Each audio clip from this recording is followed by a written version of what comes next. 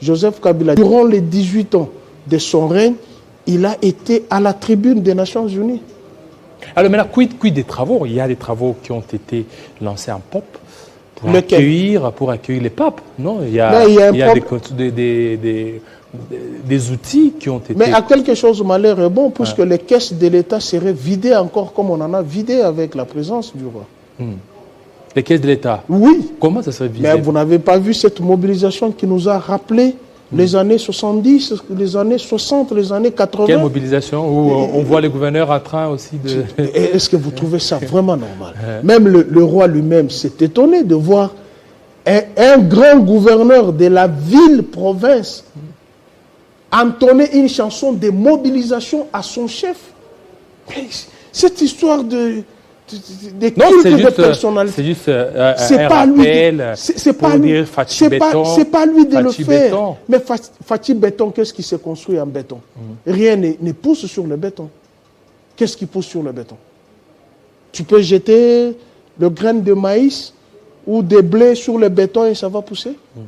Non. Alors maintenant, ces reports-là, est-ce que c'est un mauvais présage pour le continent africain et surtout pour la RDC, qui attendait beaucoup? La RDC, c'est parmi des grands pays chrétiens à prédominance catholique. Oui, à quelque chose de malheur est bon aussi. Parce que, d'une part, on a voulu politiser la présence du chef, puisque déjà à Kibaya, il y a une surface qui est déjà aménagée, d'une superficie de 200 mètres carrés ou 200 sur 100. On a jeté les graviers, les papes... Kibaya, c'est où? C'est en face de Gisenyi et derrière le volcan Nyiragongo. C'est là où se trouve même le site que Marie-Olive Lembe Kabila a octroyé aux sinistrés, où on doit construire 2519 maisons. Et à côté, on a eu aménagé un espace de 200 mètres carrés où on a jeté les graviers et dont les montants nous donnent la frisson. Et pourquoi refuser au Saint-Pierre de dire la messe dans une cathédrale, puisque c'est Marie-Olive Lembe Kabila qui l'a construit?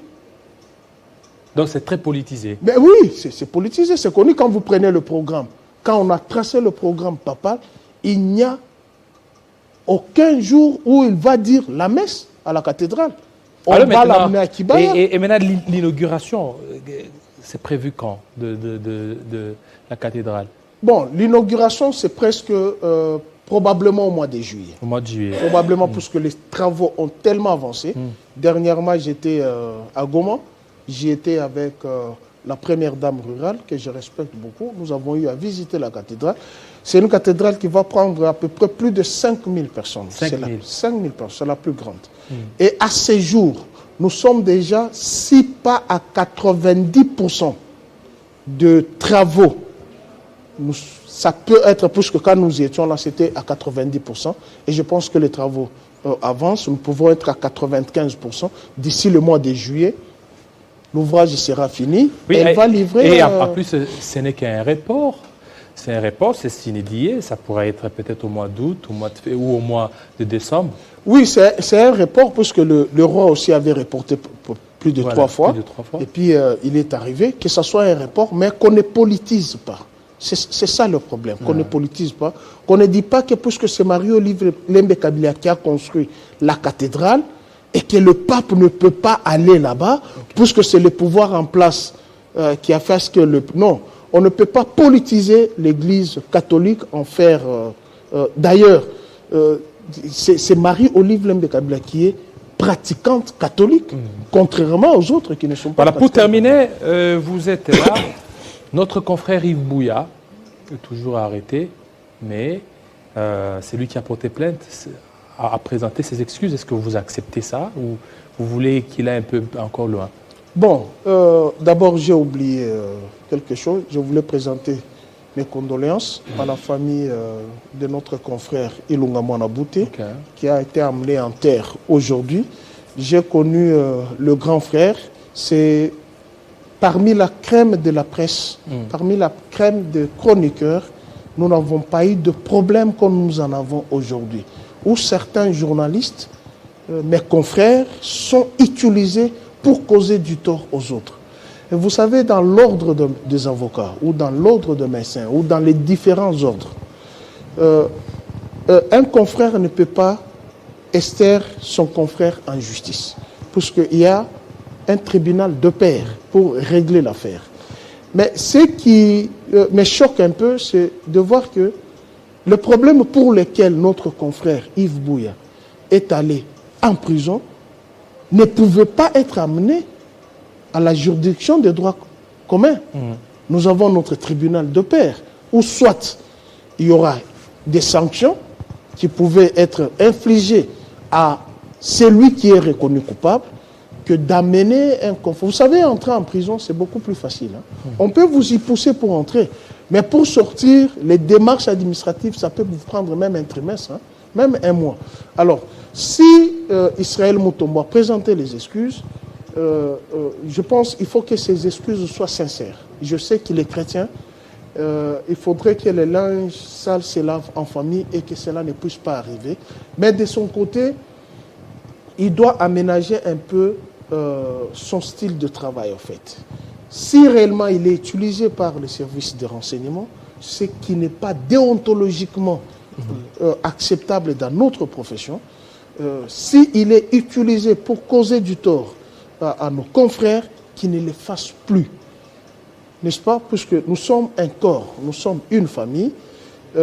C'est à Yves Buya d'accepter ses excuses, et c'est à Israël Mutombo de retirer nous la plainte et que notre confrère se retrouve en liberté. Merci. Et au niveau de la profession, de la corporation, nous allons voir comment nous allons aménager. Mais je voulais placer un mot, ce qui choque un peu. Vous savez que nous faisons face à l'insécurité à l'est de notre pays. Mais ce qui est déplorable, c'est le fait que il y a certains officiers militaires et policiers d'origine katangaise qui sont ramenés à Kinshasa et remplacés sans aucune raison valable. Bon, peut-être là, c'est une stratégie militaire. Non, attention. Et cette stratégie militaire, ils veulent beaucoup plus faire un peu des permutations pour éviter des infiltrations.